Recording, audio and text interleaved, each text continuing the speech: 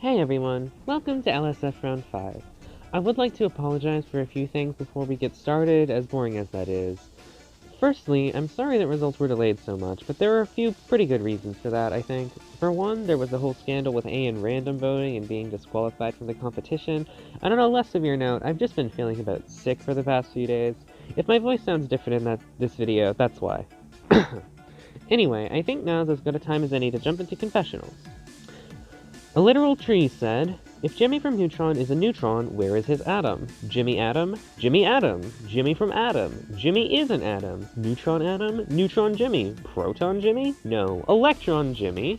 No. Jimmy Jimmy? Yeah!" Clover said, "It's a fight you want then? I'll bring it on this time. But will you send me back a rap or a child's nursery rhyme? Name drop Trojan all you want. We all know it's just a cope. And all that speed of yours is hasty. Did Claire die? Nope. Lampshade all you want about your own behavior, lady. Could I mention your twow story, or are you the baby?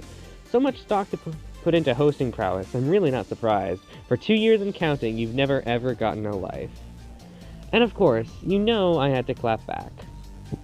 "I've been told that it's a rarity to find a 4-leaf clover, but you've left TC so many times you've passed that mark twice over. It's not your fault if hosting your own twow makes you depressive. You should write your lines in B-speak, maybe then they'd be impressive. Since you had them craft your items, I suggest it would be apt if you forced your contestants to write you up some better raps. When I'm through with you, you'll leave here more forgotten than Blade. I'm the true queen of the hosting scene, you're more the royal maid." Adamantes said, "Both of you step aside, you're gonna let me down. Your jokes are as unfunny as the houses that was brown. Wanna type in Clover, it autocorrects to clown. And Leah nearly perished in a sharp toss second round. Your biggest season, half the players were all Redditors. Quantity over quality, both in seasons and competitors. TDQ's the only thing that Pepsi always preaches, then develops questionably good Pepsi bot features. Hope I didn't make you cry, cause I'm never gonna lie. Your feelings might get hurt if you don't say goodbye." Don't Trust the Bushes said, "I'm not the imposter, it's all in your head. If I was the imposter, then you'd be dead. You're trying to frame me, stop holding your breath. You're trying to catch me because you suspect me. Well, that's not fair. Woo-ooh-ooh, woo-ooh-ooh, woo-ooh-ooh, woo-ooh-ooh." Fidget Boy said, "After some careful consideration, I have determined that the pirates and cowboys are about the same in coolness. Thank you all for giving me this chance to change and grow as a person."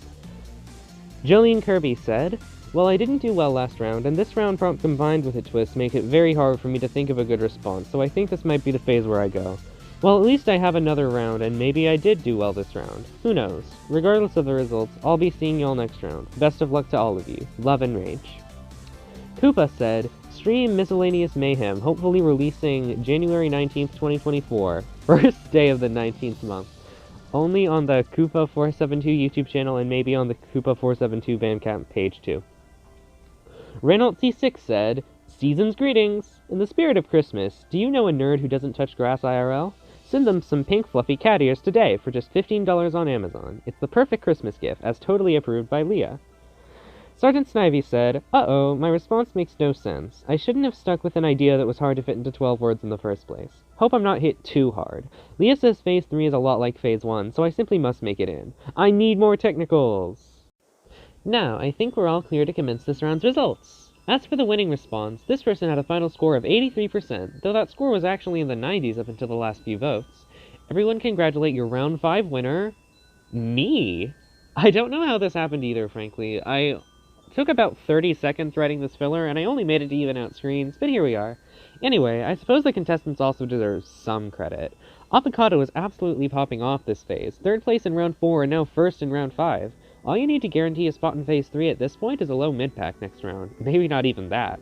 It's arguable that H only made Artie's response better through his redactions, and ITOT actually responded at the last possible moment, midway through the censoring process. Going from 0% SRs to 93% SRs must be pretty satisfying. 2 prize spots left. Both of them actually go to high-placing Litwell alumni, funnily enough. That's right, Arnoob keeps up his now 5-round prize streak, and Pikaman redeems himself from his low-placement last round.